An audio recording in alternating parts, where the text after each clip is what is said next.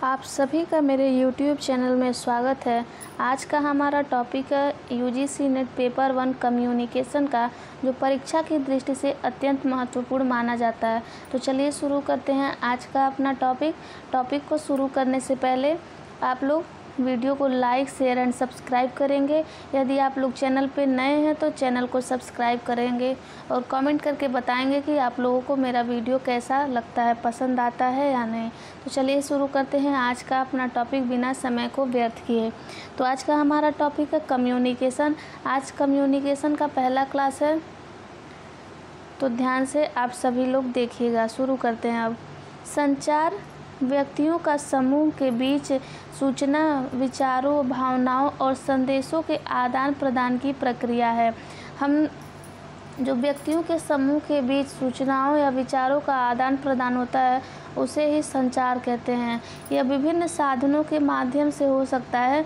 जो संचार है वो विभिन्न साधनों के माध्यम से हो सकता है, जैसे बोल करके, लिख करके, हाव भाव से, बॉडी गेस्चर से, इशारे से इत्यादि। इलेक्ट्रॉनिक मीडिया के द्वारा प्रभावी संचार यह सुनिश्चित करता है कि इच्छित संदेश को प्राप्तकर्ता द्वारा सटीक रूप से व्यक्त और समझा जा सके। अगला है संचार की विशेषताएं कौन कौन सी हैं, तो एक एक करके डिस्कस करेंगे। पहला है प्रक्रिया उन्मुख विशेषताएं। संचार एक सतत गतिशील प्रक्रिया। संचार एक अनवरत चलने वाली प्रक्रिया है जो समय व परिस्थिति के अनुकूल परिवर्तन उसमें होता रहता है, जिसमें संदेशों को क्रमबद्ध करना, जैसे श्रेणी वाइज लगाना, संप्रेषित करना, प्राप्त करना और क्रमबद्ध करना सहित चरणों को एक श्रृंखला में शामिल करना, सही सीक्वेंस में लगाना। दूसरी विशेषता है अंतःक्रियात्मक। इसमें अक्सर दो या दो से अधिक प्रतिभागियों के बीच क्रिया शामिल होती है, जहां समझ और आपस में सुनिश्चित करने के लिए प्रतिक्रिया महत्वपूर्ण होती है। जैसे हम दो लोगों में संचार का प्रक्रिया हो रहा है तो हम दोनों एक दूसरे को कोई प्रतिक्रिया देंगे, जिससे ये पता चलेगा कि हम जो भी मैसेज अपने सामने वाले व्यक्ति को समझाना चाहते हैं या पहुंचाना चाहते हैं उसी रूप में उस व्यक्ति ने ग्रहण किया है या नहीं। यदि कोई उसमें त्रुटि आई है तो फिर उसमें सुधार किया जा सकता है। अगली विशेषता है प्रासंगिक। जिस संदर्भ में संचार होता है वही इसकी प्रभावशीलता को प्रभावित करता है। इसमें भौतिक वातावरण, सांस्कृतिक पृष्ठभूमि, सामाजिक संबंध, स्थिति जानने कारण शामिल हैं। कारण शामिल हैं। इसमें व्यक्ति की प्रभावशीलता को संचार की प्रभावशीलता को प्रभावित करता है। कौन कौन से कारक हैं? वो भौतिक वातावरण, जो हमारे आसपास के वातावरण है, हमारी सांस्कृतिक पृष्ठभूमि क्या है, सामाजिक संबंध हम लोग का कैसा है, ये सारी चीज़ें प्रभावित करती है। अगली विशेषता आती है प्रतीकात्मक संचार।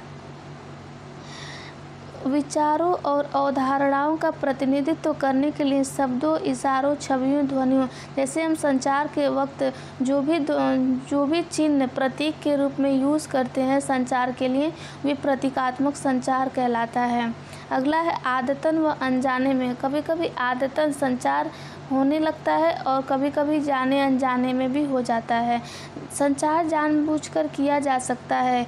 एक जानबूझकर संदेश दिया जा रहा है और एक अनजाने में, जहां शरीर की भाषा या संवाद कुछ ऐसा संवाद कर सकता है जो स्पष्ट रूप से कहा नहीं जा गया हो।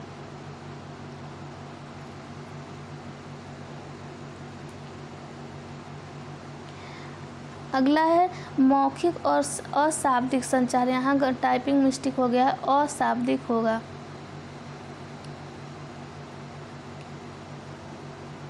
अशाब्दिक संचार में मौखिक और अशाब्दिक दोनों तत्व शामिल होते हैं। व्यक्ति शब्दों के द्वारा भी संचार करता है और बिना शब्दों के द्वारा, जैसे भाव, आँखों के इशारे, अपने बॉडी गेस्चर के द्वारा भी।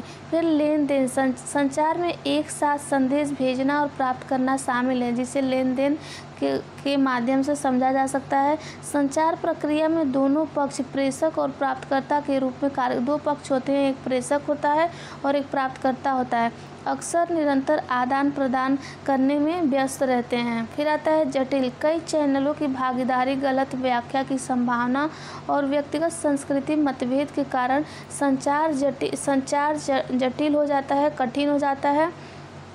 फिर आता है उद्देश्यपूर्ण, संचार का आमतौर एक उद्देश्य होता है। जैसे हम किसी भी चीज़ पर डिस्कस करते हैं, कोई बातचीत करते हैं सामने वाले व्यक्ति से, उसके पीछे हमारा कोई उद्देश्य अवश्य होता है। जैसे सूचित करना या किसी को एग्री करवाना किसी कार्य के लिए, किसी व्यक्ति का मनोरंजन करना या संबंधों का निर्माण करना। जैसे हम किसी व्यक्ति से दोस्ती का शुरुआत करते हैं तो संचार के द्वारा ही दोस्ती का आरंभ होता है।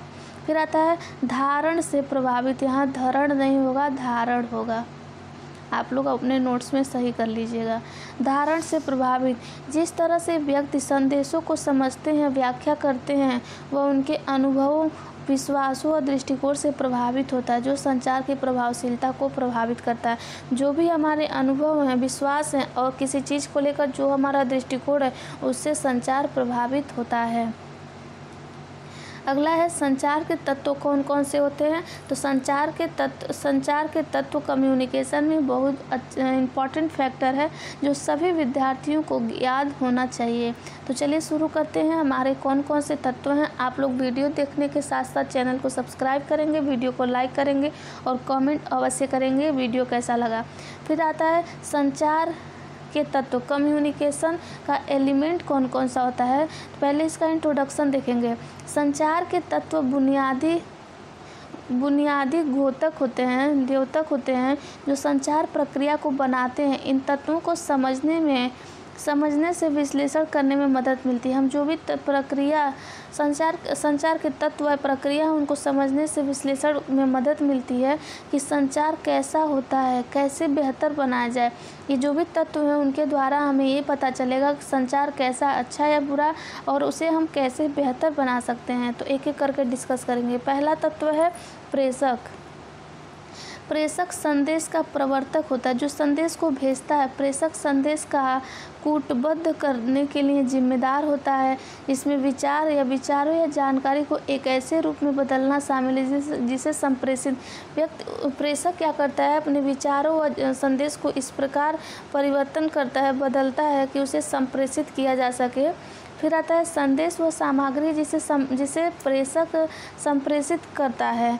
यह शब्दों के प्रति को भाव या अभिव्यक्ति के अन्य रूपों में हो सकता है। प्रभावी संचार के लिए संदेश की स्पष्ट व संरचना महत्वपूर्ण है। यदि हमारे संदेश को प्रभावी बनाना है, संचार को प्रभावी बनाना है, तो संदेश जो है वो क्लियर होना चाहिए, स्ट्रक्चर वे में होना चाहिए। अनस्ट्रक्चर वे में जो मैसेज होता है वे निरर्थक होता है। फिर आता है इनकोडिंग वह प्रक्रिया है जिसके द्वारा प्रेषक अपने विचारों या जानकारी को संचार योग्य बनाता है, जैसे इसको समझने योग्य बनाता है। सही शब्दों के प्रति या भाव का चयन करना शामिल है। फिर आता है चैनल, जिसके माध्यम से हम लोग का संचार को पहुंचाते हैं सामने वाले व्यक्ति। मीडियम में वो हो सकता है टेलीफोन, हो सकता है लेटर, हो सकता है कोई भी चीज़ हो सकता है। अगला है रिसीवर, वह व्यक्ति या समूह जो संदेश की व्याख्या या डिकोड करता है, प्राप्त करता है। भूमिका संदेश को भेजने वाले के इरादे के अनुसार। रिसीवर वो होता है जो संदेश को प्राप्त करता है और संदेश को उसी रूप में समझता है जो सामने वाला समझाना चाह रहा है या जो संदेश देना चाह रहा है। फिर आता है डिकोडिंग वह प्रक्रिया जिसके द्वारा रिसीवर एनकोड संदेश की व्याख्या करता है और समान समझता है। वे अपने भाषा में डिकोड करता है और उसको समझता है। फिर आता है फीडबैक जब दोनों के बीच संचार हो जाता है तो व्यक्ति सामने वाले से जो प्राप्त संदेश है उसके बारे में उसकी क्या राय है, उसमें क्या सुधार करना है, क्या अच्छी चीज़ें हैं, ये सारी चीज़ें उसको प्रेषक को बताता है, तो उसे फीडबैक कहते हैं।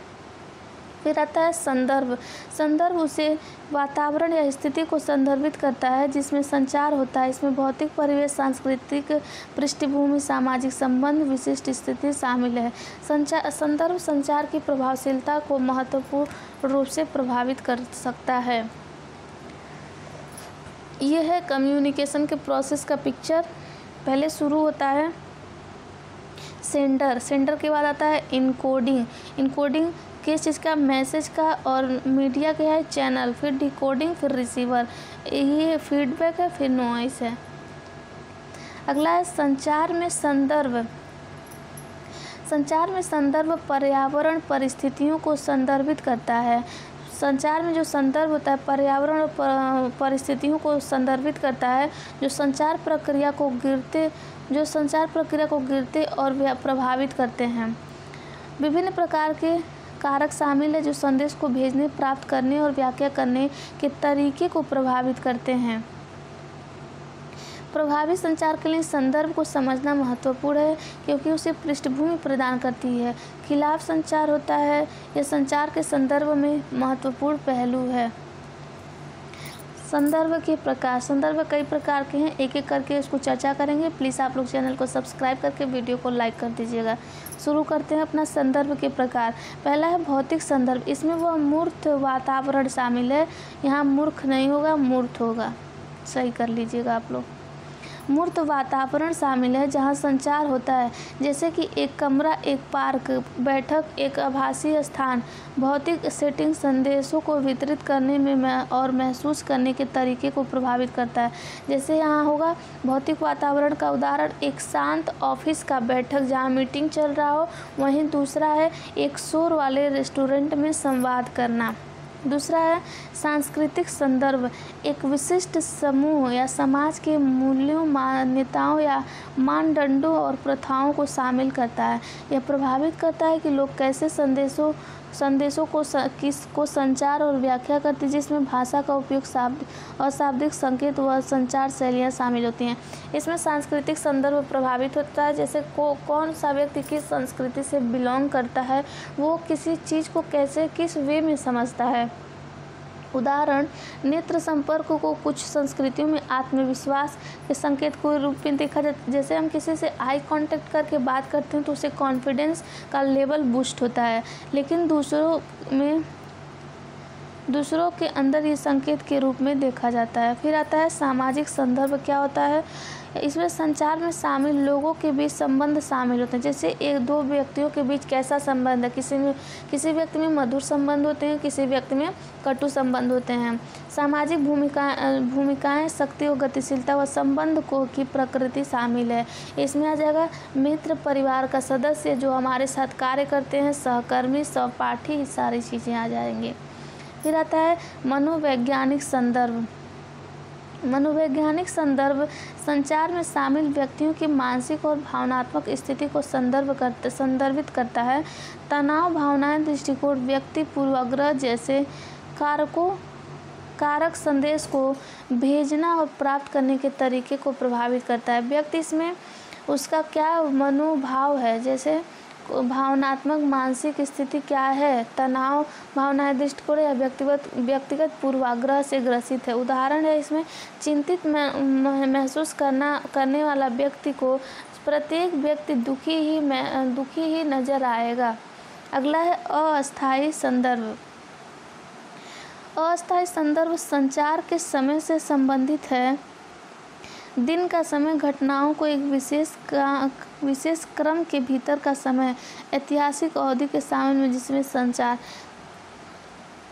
उदाहरण के लिए समझा जा सकता है कार्य दिवस के अंत में बनाम शुरुआती में एक बुरी खबर देना। जैसे कोई अभी संवाद चल रहा है, फिर उसको बाद में भी उस संवाद के बारे में डिस्कस किया जाए तो कब अस्थायी अस्थायी दोनों संदर्भ में पाया जाता है। फिर स्थितिजन्य संदर्भ। स्थितिजन्य संदर्भ में वह विशिष्ट स्थिति या अवसर शामिल होते हैं जिसमें संचार होता है।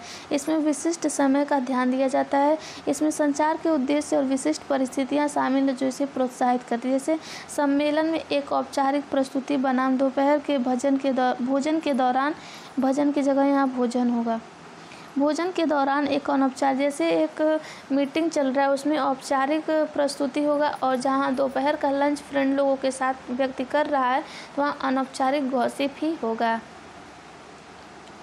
अगला है संचार में संदर्भ का क्या महत्व है। प्रभाव व्याख्या। संदर्भ प्राप्तकर्ता को संदेश की सटीक व्याख्या करने में मदद मिलती है। संदर्भ के बिना संदेशों को गलत समझा जा सकता है। दूसरा है उचित व्यवहार का मार्गदर्शन। संचार के संदर्भ के द्वारा व्यक्ति में उचित व्यवहार कैसे करना है उसका मार्गदर्शन मिलता है। फिर आता है प्रासंगिकता बढ़ाना। संदर्भ यह सुनिश्चित करता है कि संचार स्थिति एक प्रासंगिक है, जिससे यह प्रतिभागियों के लिए अधिक सार्थक और प्रभावी हो जाता है। फिर आता है गलत संचार को कम करता है। संचार में संदर्भ का महत्व गलत संचार को कम करता है। जैसे कोई संचार में यदि अनावश्यक चीज़ें हैं तो उसको हटाया जा सकता है। फिर संबंधों का निर्माण करता है। संदर्भ को प्रभावी उपयोग पर्यावरण और दूसरे की परिस्थितियों के प्रति जागरूकता और संवेदनशीलता दिखाकर बेहतर संबंधों को बढ़ावा दिया जा सकता है। फिर आता है जो अति महत्वपूर्ण है परीक्षा की दृष्टि से संचार के सेवन से, मतलब कम्युनिकेशन के जो 7 C हैं वे कैसे क्या कौन कौन से हैं। तो पहला है करेक्ट, कोई भी मैसेज करेक्ट होना चाहिए। फिर आता है कंप्लीट, वो संपूर्ण होना चाहिए। ये नहीं कि थोड़ा मैसेज अपूर्ण मैसेज दिया जाए जिसका अर्थ का अनर्थ निकल जाएगा। फिर आता है कॉन्क्रीट, एकदम सटीक होना चाहिए। फिर आता है कॉन्साइज, एकदम छोटे में होना चाहिए और अर्थपूर्ण होना चाहिए। फिर आता है कोहेरेंट होना चाहिए। फिर आता है कर्टियस, क्लियर। ये 7 चीज़ है। आई होप आप सभी को पसंद आया होगा। पसंद आए तो लाइक शेयर एंड सब्सक्राइब अवश्य करिएगा। आज के लिए इतना ही, फिर मिलते हैं अपने अगले वीडियो में। तब तक के लिए आप लोगों का धन्यवाद और चैनल को सब्सक्राइब करके वीडियो को लाइक अवश्य करिएगा। चलिए आप लोगों का बहुत बहुत धन्यवाद वीडियो में जुड़ने के लिए।